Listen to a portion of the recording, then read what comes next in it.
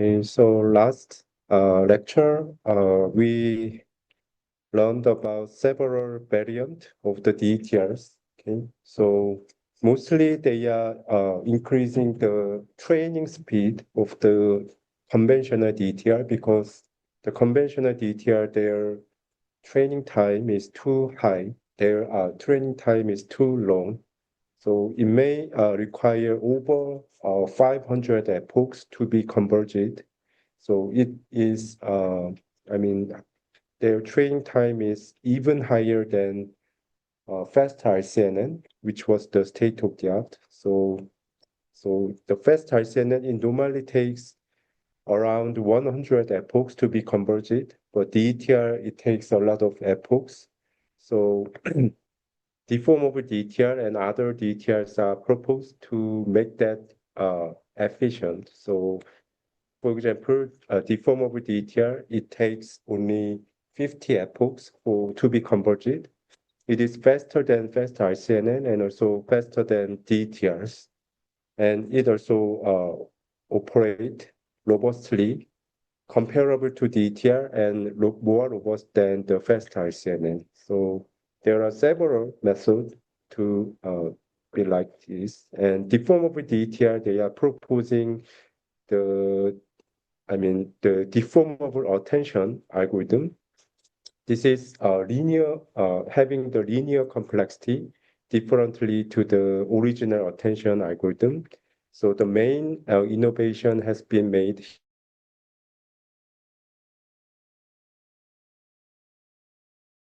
This affinity matrix is obtained by dot producting the query and key. So their time complexity is order n scale, where n is the number of tokens. But now this matrix, affinity matrix, is linearly estimated from the query, not dot producting with the key values. And also the value vectors are sparsely estimated, not seeing all the dense pixels in the feature map. They are dot producting with a few uh, values. Okay, so that's uh, the reason why we are having a faster and linear attention mechanism, and thereby this deformable DTR is becoming faster than the DTR. Okay. And also there are a few more schemes. Iteratively refining the bounding box estimation by considering previous box. We only estimate the delta, which is the residual at this iteration, and we are predicting new bounding box information by adding these two. Okay, so we are retaining this as the anchor and only estimate the residual. By adding them, we update the bounding box predictions. And this scheme is helpful for improving the accuracy. And also, they are also proposing two-stage DETRs. And previously, the input to the decoder, this is called as object query. And this is some learnable parameters, which is irrelevant to the input image features. But this irrelevancy to input images making mapping to in the decoder, we have to eventually map it to class information and bounding box information.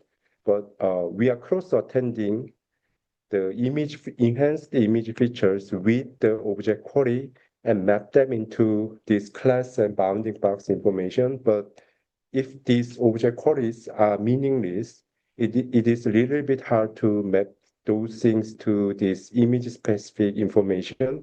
So their motivation is they are wanting to infer something from the encoder and then use it as the initial point for the object queries.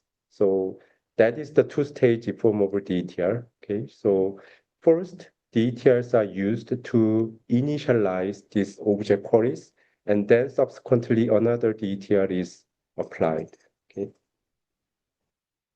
And in this query selection mechanism, this is a little bit tricky in the DETR architecture. So here, what they estimate is they are additionally estimate each query's scores, somehow confidence values for each queries. They are additionally estimating some of the score for the queries, and they are actually, sorry, use some of them. So this is the all of the encoder output, but among them, we are selecting only the few of queries and use them in the object queries. So that's the query selection mechanism.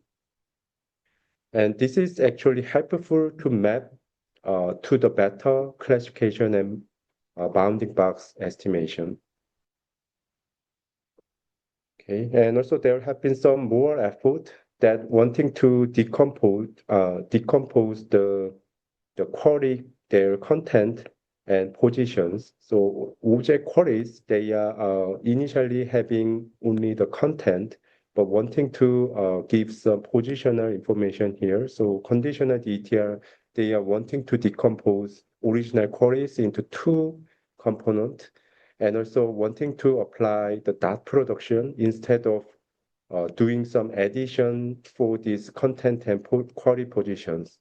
If we do additions for this query, content query and positional query, then they are somehow mixed, and the mapping is becoming confused. But if we concatenate these two content query and positional query, then their inner product become like this, and content query and positional queries are completely separated, and it is helpful for further processing. So conditional DTR, they are wanting to change the operation when combining these two tokens. And there have been some improvement, and that DTR, they are wanting to explicitly giving the anchor box information, which is the bounding box information, as the object query. Previously, object queries are not having any meaningful information, but now they want to replace that with a bounding box, explicit bounding box information. And anyways, this paper is insisting that was helpful for further improving the DTR training. So this is the brief review for original DTR and conditional DTR and depth DTR. Okay, so from the learnable queries, conditional DTR, they are estimating the XY positions. Okay, somehow they are wanting to additionally estimate the positional query and combine it with somehow the concatenation operation. But here, depth DTR, they are estimating the anchor boxes, replacing the object queries, entire object queries with the entire anchor box information, additionally considering their width and height, and increase the property, enhance the property of DTR training. And also the other issue that I raised in the last part of this part of previous lecture was DNDTR. When saying about this DNDTR, another important issue for slow convergence of the DTR training is for the earlier stage, the you may remember that in DTR, there are object queries around in decoder, especially they are having around 300 object queries. And DTR, they are estimating the same number of class and bounding box predictions at the output. Okay, so there are same number of, which is 300 number of class and bounding box predictions. And we need to map it to number of ground truths, okay? And that is called as bipartite matching. we first, among these 300 predictions, we are first find the best matched predictions with the ground truth, and then apply the real L2 loss, error loss, or cross entropy loss to those predictions. That's how DTR train the DTR networks. Okay, so but I mean, what they suggest is in the early stage, because these outputs are not matured, their parameters are not matured, so the predictions are not that well matched with the ground truth, and thereby their initial matching is unstable, becomes unstable. And for example, if this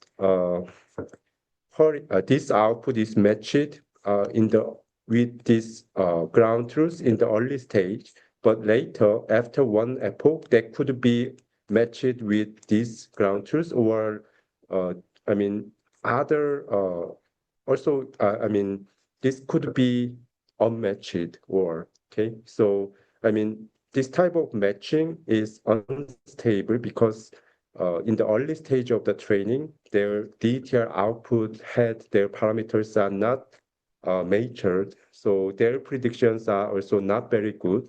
Thereby, their ground truth matching is not that stable at the early stage, and this could hinder the faster training. So this instability measure is measuring how their predictions and ground truths they are stably matched each other. So I explained that in the previous lecture. So this instability, if this score is high, it means in the early, this is the number of training. So in the early epochs, they are changed, their matched ground truth and prediction pairs are changed a lot. They are over 12 times changed. And yeah, this instability measure is counting the number of changed matches. Okay. So in the early stage, that happens a lot. And also, previous DTR architectures are having high frequency changes in their prediction and ground truth matching. But DTR, because thanks to their proposed method, they can reduce the number of changes. That's the motivation for this DTR. And what they do is they are having uh, this is the transformer architecture, and this is the encoder. Encoder is same as before, okay, but decoder is extended with two parts, the denoising part and the matching part. And matching part is same as previous. This is the original. You can think this as the original decoder. But the denoising part is additionally added to the decoder side. And what they do is um, they are inputting some noised ground truth as the query. So they are adding on purpose, they are additionally add some of the Gaussian noise to the original ground truth. And what they do here is they are estimating unnoised ground truth. Okay, so this DN is meaning the denoising. So this DN DTR is called as a denoising DTR. And this part is called as denoising part. Okay. Anyways, there could be several denoising part. Okay, so this is the first denoising part, and this is the second denoising part, and you can add few more denoising part in the DNDTR. And also, we need some of the masks. So when estimating this, we only consider the queries from here and the matching part. Okay. And when estimating this, we are considering the queries from this original part and also from the original decoder path. Okay. And also when training this output, matching part output, we only consider this matching part, their queries. Okay. And while doing, this is how DNDTR works. We are somehow adding the denoising part in the decoder side of the DTR. And this is helpful for accelerating the DTR because while, I mean, while training this part, okay, the head, uh, this head, the head parameters are shared across this matching part and this reconstruction part. Okay, so this at least for this reconstruction part, their how to say bipartite matching is stable. How to say they are stable from the early stage because their somehow queries are having some information of the original ground truth. So their predictions are not that varied. How to say they are far from the original ground truth. Okay, but when training only the matching part, we are not at the initial stage. We are not knowing any ground truth information, and the initial estimation could be far from the original ground truth, and thereby there could be large number of wrong matching between the ground truth and prediction, but this denoising part is varied from the original ground truth, and they are not far from their predicted values are not very far from the ground truth, and they are well matched to their prediction and ground truths are better matched compared to the matching part, and thereby their head information could be well trained in the early stage. Okay, compared to having just matching part, adding denoising part that is helpful for the stable training in the early stage. Okay, and this is what I explained before. This is the noised ground truth object. Anyways, there are the, yeah. So here, this is denoting when estimating group zero, their output, these two are inputted. Okay, and when estimating group two information, group two, their query and the matching part, their queries are used. Okay, and when estimating the matching part, only the queries from the matching part are used. So this attention mask is uh, used to prevent the information leakage between the denoising part and also the matching part. Okay, so matching part output do not have to refer to the denoising part, their input, because denoising part, their inputs are contaminated by the ground truth. Okay, they are not far from the ground truth. So when seeing these contaminated inputs, when estimating the matching part, the matching part training is not occurred properly. And also, among denoising group, we have to prevent seeing each other. So this type of attention masks are used in the DND-ETR. And this is how they are applying the noises. So for the box estimation and label information, they are using this type of Gaussian noise, okay, and random noise additions. And also for reconstruction loss, they are comparing to the ground truth boxes with this type of loss functions. Okay. So this is the DND-ETR. And DND-ETR, compared to the original DETR and previous other competitive algorithms, they are becoming better with the less number of epochs. So original DTR that takes 500 epochs, but only using 50 number of epochs, their AP, the accuracy is best compared to others. Okay, this is same. Okay, and the other important baseline we have to remember using the DETR is the Dino algorithm. Actually, there are another Dino algorithm which is very famous, but this is one of the variant of DETR. Okay. Another Dino is having version 3 already and kind of the feature extractor, but this is the DETR variant Dino, okay, and published in ICLR 23. Okay.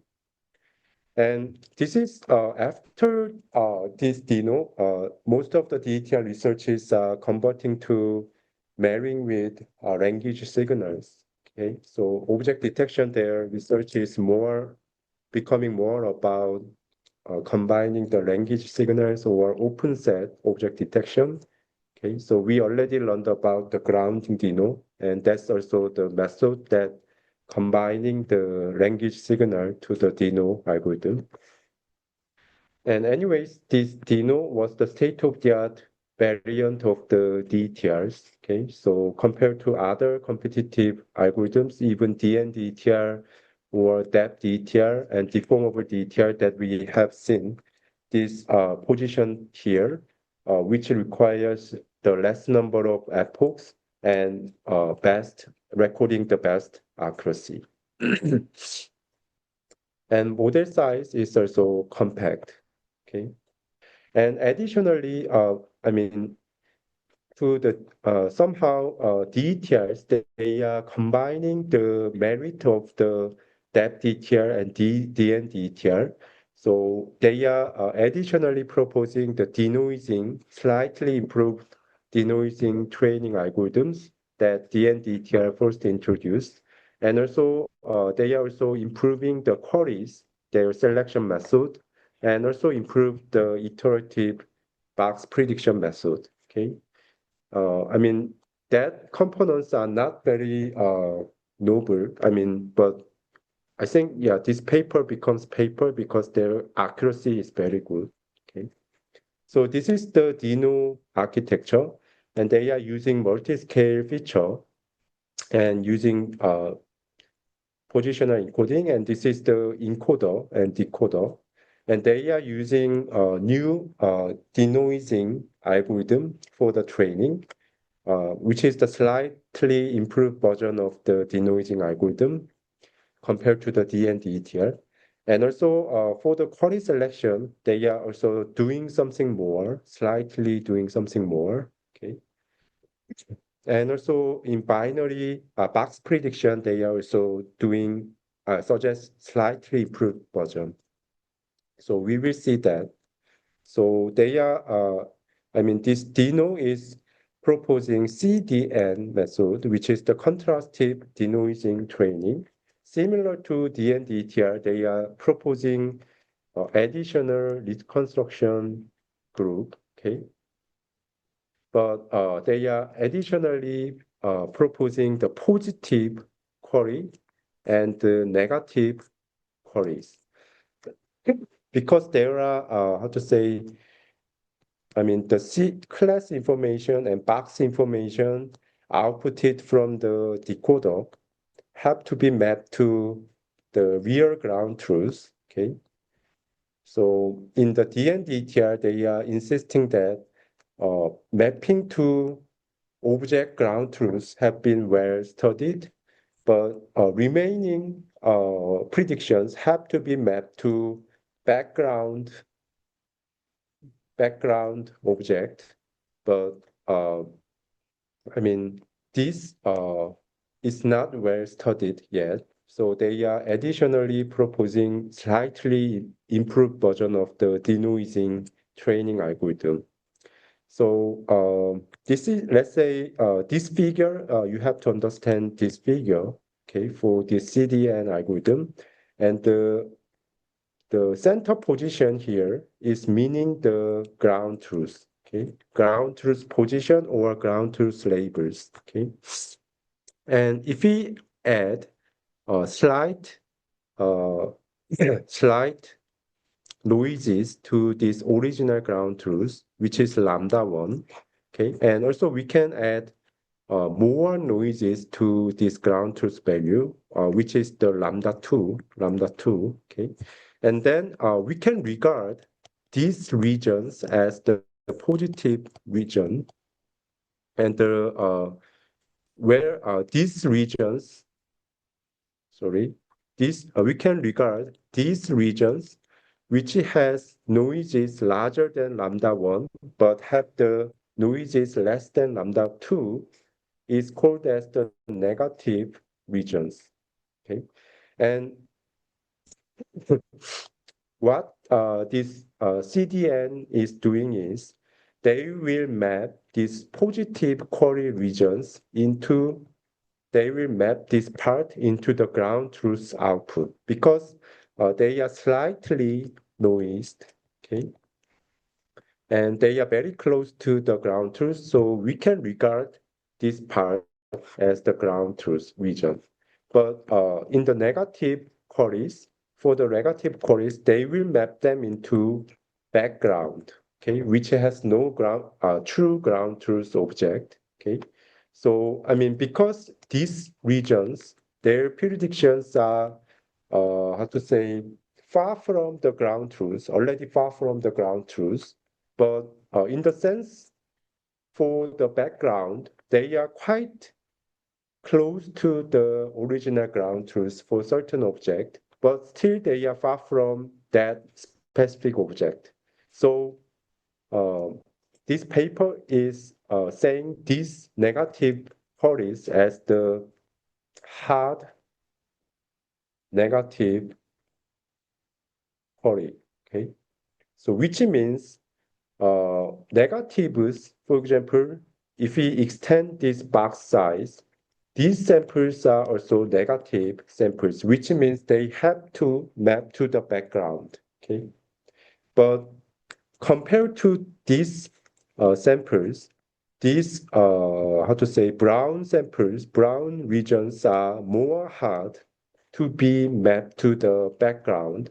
Okay, so if we train this brown region to be background, if we train our network to map these brown samples in these brown regions into to the background, then mapping the samples lying on these how to say, regions, which is far from the ground truth object, is easier to map to the background.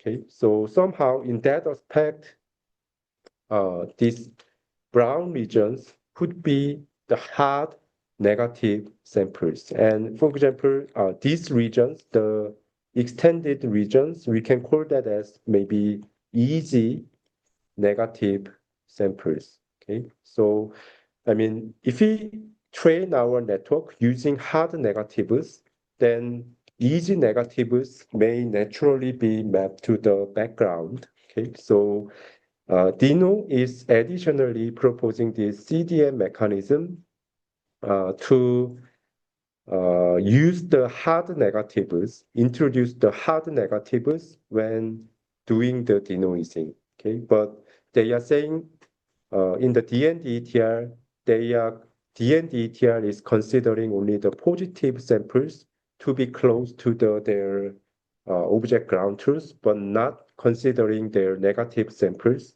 But CDN additionally consider these hard negative samples. Okay.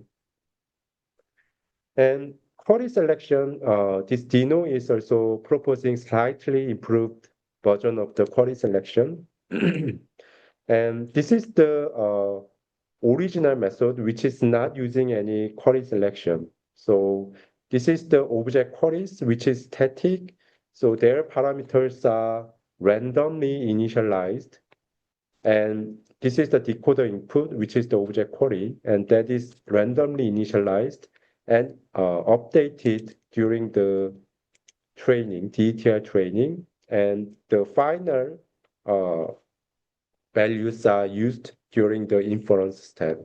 Even though they are meaningless, they are used during the inference step. That is the static query, and which is the original query method introduced in the DETR. But for example, in the deformable DETRs, they are estimating something more from the encoder, which is give some image relevancy to the object queries. They are estimating something from the encoder and then estimating the score and also filter out the query numbers according to these scores, okay?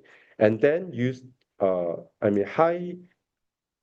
queries with high scores, they use that as the decoder input, which is the object queries. That's the two-stage deformable DTR proposed.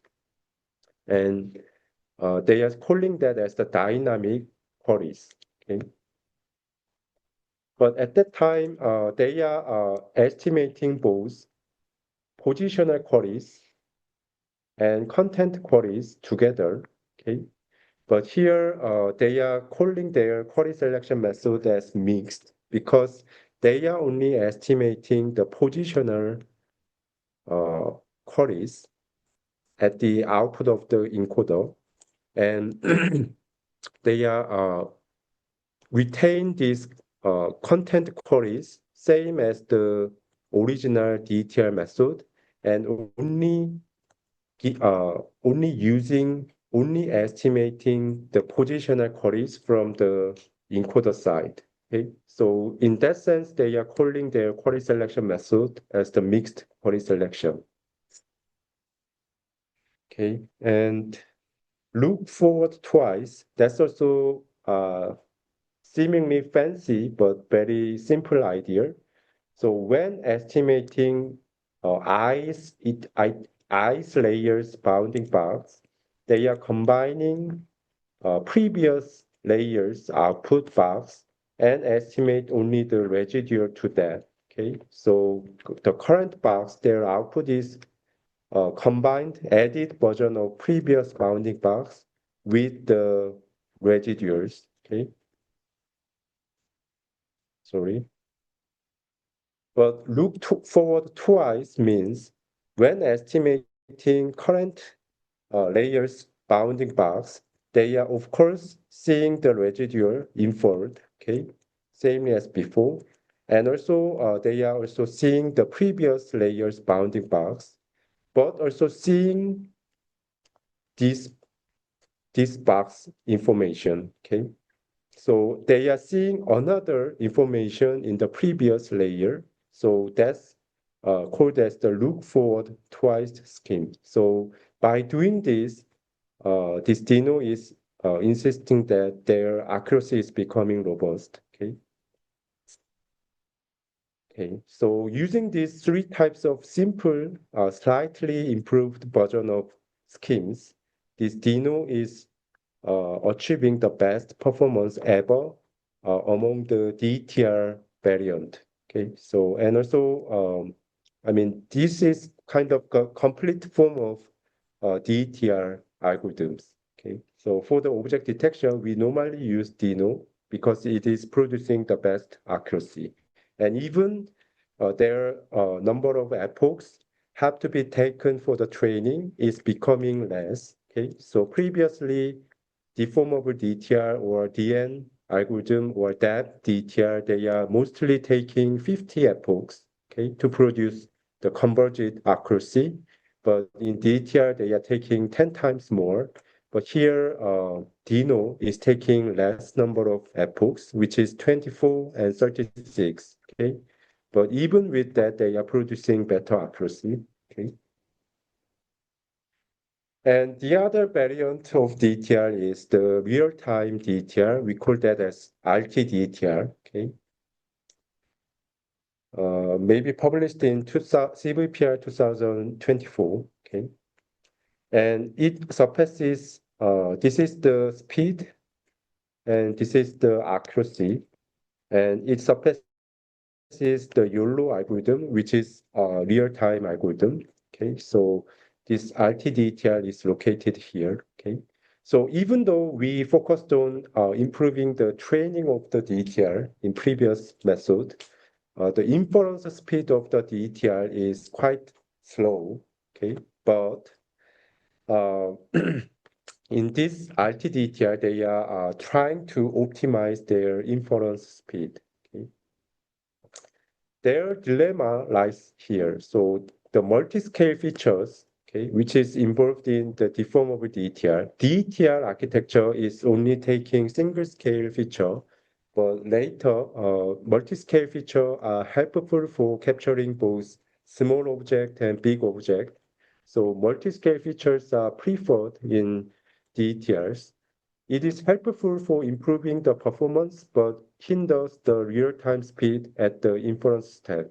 Okay, so there are some trade-off like this. Okay, but this DTR, RTDTR, their authors are finding this fact. Okay, so encoder of the transformer, they are taking almost half of the overall time complexity in DTR operation, but they are finding that they are contributing less for the overall accuracy in deformable DTR. Okay, only counting 11% of the overall accuracy.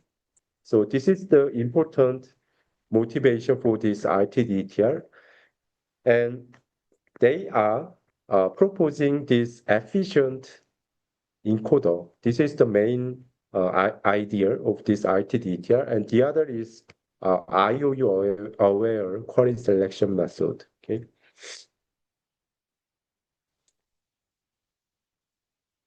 so this RTDTR, what they do is there are multi-scale feature. Okay, that's very important for object detection task. Okay, for example, there are three scale features here extracted from the CNN backbones. And this previously, all of the features are self-attended in the transformer encoder to output the enhanced version of the feature. But in the RT-DTR, they are carefully observed that only S5 is helpful for considering the high-level relationship between the regions. Okay, so this attention mechanism, you can think of this attention as finding some relationship between regions. Okay, and this information can be captured by the low resolution features, which has the most semantic information. So they apply this attention of mechanism using only S5 feature, and that becomes F5 here. And then using the convolution operation to combine this to combine S4 and S5 feature. Okay, so here these operations, these blocks are composed mainly of linear layer or the CNN layers. Okay, and then concatenate all to make the combined version of the feature. Okay, so by reducing the input to the encoder, their self-attention mechanism, because the self-attention mechanism takes order n scale time complexity, where n is the number of input tokens. Because we are greatly reducing the input tokens, their complexity is becoming a lot faster. And then we apply CNN operation, which is efficient than the attention operation to combine the remaining scale information. Okay, that's the main idea of this RTDTR, because encoder takes half of the overall time complexity, but how to say, contribute less for the overall accuracy. They are somehow reducing the complexity of the encoder, okay, but still using by decomposing this encoder into two components, they are somehow retaining the original performance. And the other important algorithm they develop is the IOU aware query selection. In query selection, they are normally estimate the score for each region and threshold and obtain only by sorting these cores for each regions, they are selecting only K regions, but these cores are mostly considering only the feature and their classification mappings. Okay, but they are saying they are doing the IOU aware query selection, and they are additionally considering the bounding box information as well when doing this query selection, and thereby increasing the accuracies. Okay, uh, especially when doing the decoder side, that is same as before, but when doing the decoder, their input to the decoder is these queries, and their quality is actually very important. Okay, but because they select few queries, but using additionally information from the positional information, they can improve these queries and thereby increase the overall accuracy of the decoder. Okay, that's their motivation. Okay. And you can see here, compared to the YOLO, which is the real-time algorithm, FPS, their FPS are mostly larger than 30, which means they are processing more than 30 frames per second. Okay, and they are real-time, but most of the DETR variant, they are not measuring, even not measuring this FPS, but less than 50, less than 30. Okay. Dino, they are having 5 FPS, okay, meaning they are not very efficient. But this RTDTR, they are recording the fast speed and also even surpassing in accuracy. This is the accuracy table, and this is the accuracy of the DTRs. They are even surpassing the accuracy of the DTR variant and also the YOLO baselines. Okay. So this is the RTDTR, okay? And also, I mean, the remaining slide, I added a few more variant for the VIT, okay? The slides are slightly updated from the previous ones, okay? So this is the transformer, review of the transformer that we learned, okay? Original transformer in the NLP domain. And this is the DETR for the object detection, okay? And this is the VIT for the classification. And VIT, you have to remember that this is using only the encoder, not having decoder, okay? But there have been some approaches that could also accelerate the VITs. So I want to introduce two more VIT variant in this lecture. Okay, so first one is the swing transformer, which is the accelerated version of the VIT. Okay, so this is the original VIT, but in swing transformer, what they do is they are um, dividing the overall images into subgrid and then do attention mechanisms in these subregions. Okay, because their how to say tokens are, if there are n widths, n pixels in widths and n pixels in the height, their how to say time complexity for the attention mechanism would be n scale. Okay, but if string transformer, they divide these patches into p by p patch, then each one will have order p scale multiplied with the number of patches. Okay, number of patches. So string transformer, their idea is subdividing the overall images into grid, which have less number of tokens, less number of images, and then apply VIT, okay, thereby increasing the speed. Okay, but the important uh, demerit of the original string transformer is, for example, uh, For example, this is how they subdivide the images. In the first layer, they are dividing the images like this. And the later layer, they are subdividing the images into more number of patches. In the later layers, they are having more subdivided patches. Okay.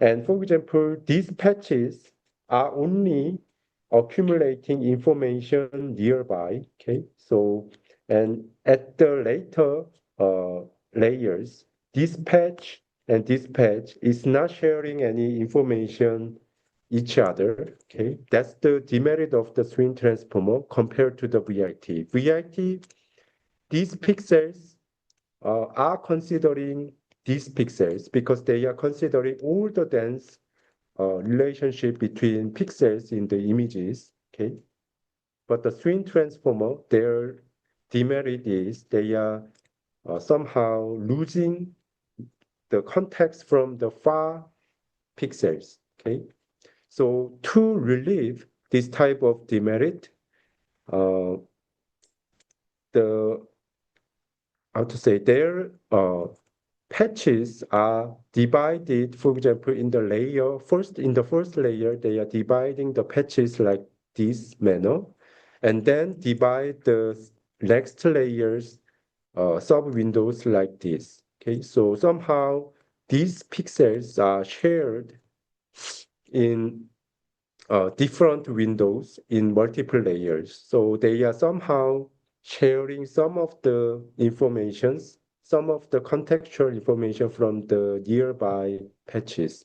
Of course, compared to the VIT, they are not accumulating context from the very far pixels, but at least they can, by this scheme, they can accumulate some of the context from the nearby patches. Okay, and this scheme is called as shifted window. Okay, they are slightly shifting the windows in the multiple layer, and thereby sharing some of the contextual information from the nearby patches.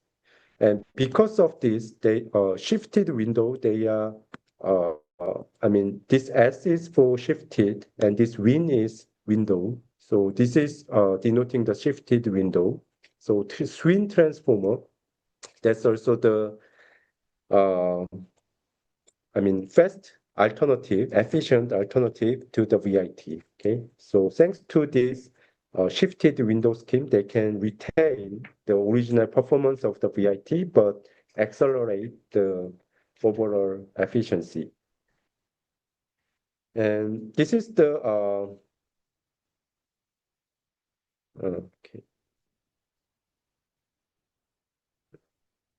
So this is the window MSA multi-scale attention.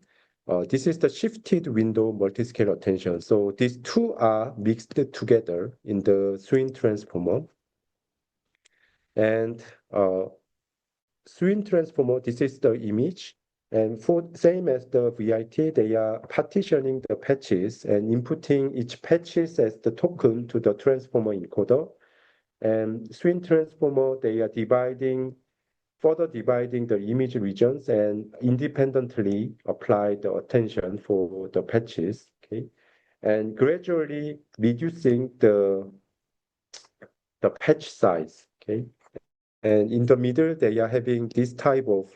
So previously this part is original MSA, but now this part is replaced with windowed MSA or shifted window MSA. That's the swing transformer. And compared to the original MSA, the window MSA that have this type of complexity, okay, this part is same for two part, but original means this multi-scale attention is quadratically proportional to the width and height. But now width and height, it is not relevant. But this M is the patch size, which is very small. For example, 7 by 7. So the complexity of this windowed MSA is quite efficient. That's the twin transformer. And another important characteristic in making the architectures is inductive bias. So you can think this as some prior information inherent in their operation.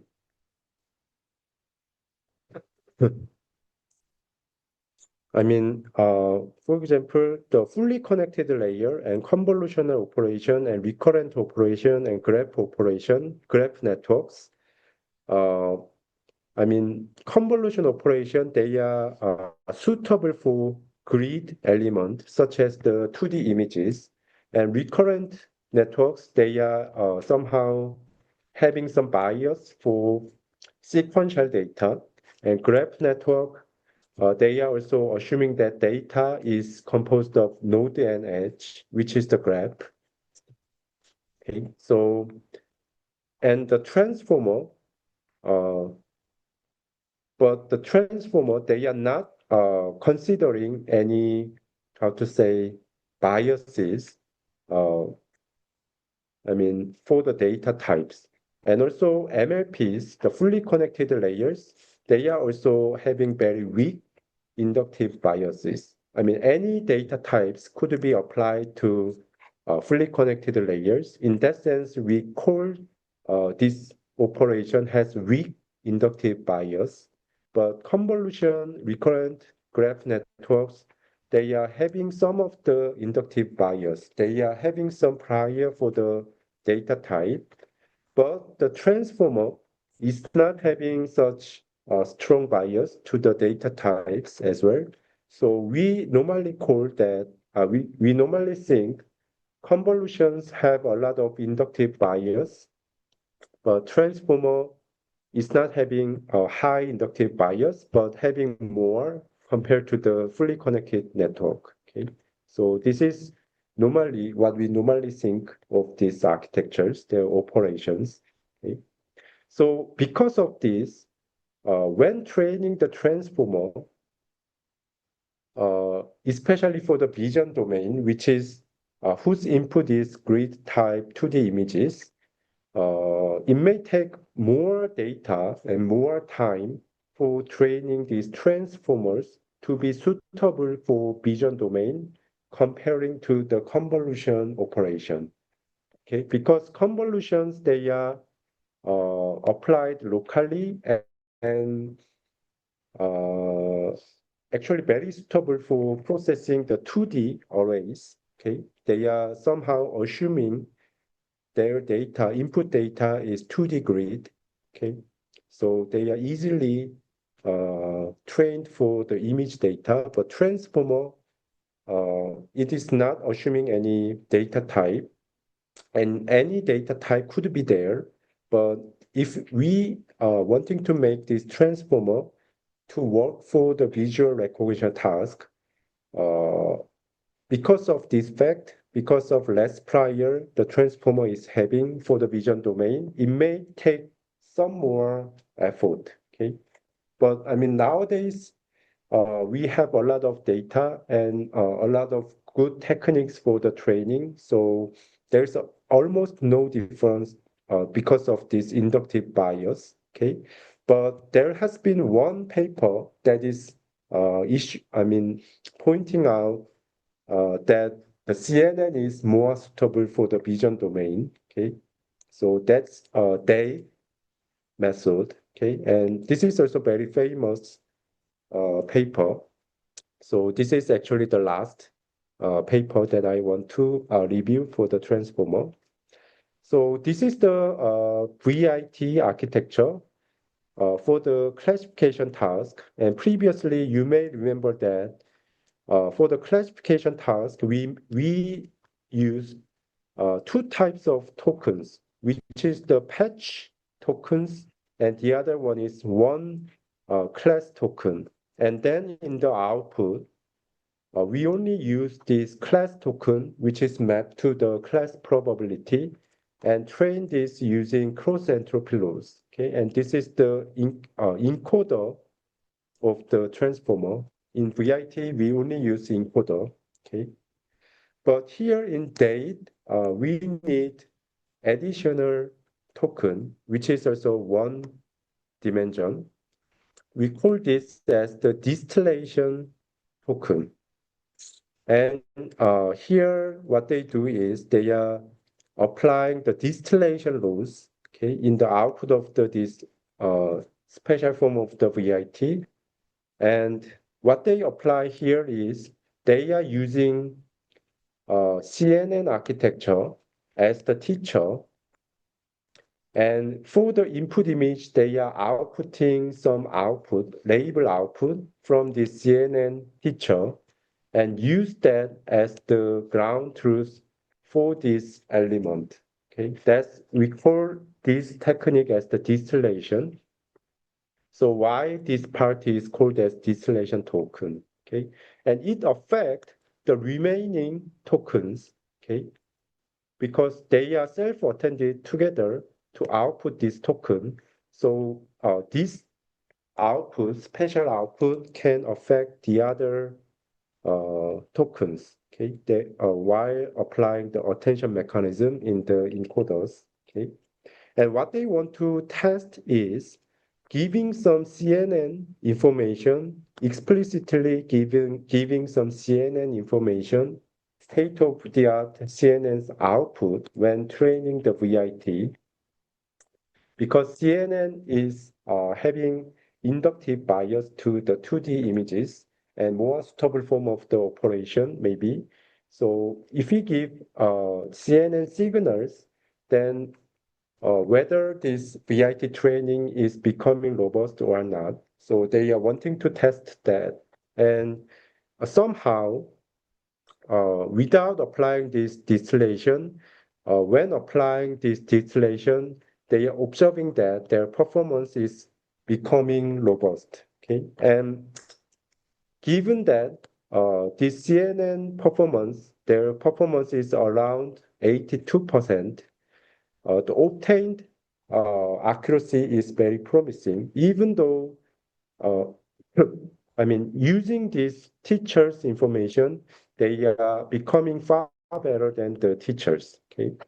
So, and also here, the usual distillation, they are doing distillation using the soft distillation, which means their probability, the class probability themselves are L2 normed to predict it from here. Okay, that's the called as soft distillation, but hard distillation means only their final class that without seeing their probability vector outputted from the teacher, we only take the class label, which is the discrete information.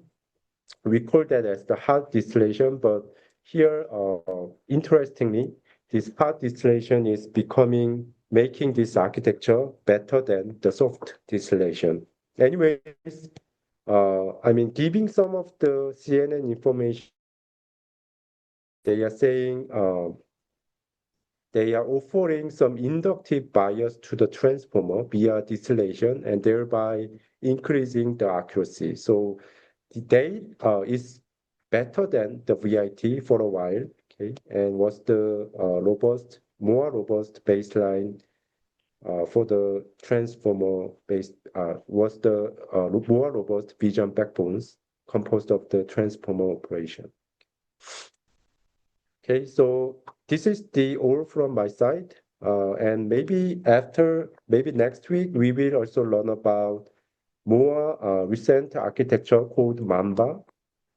So after transformer, people are thinking this Mamba as the new backbone.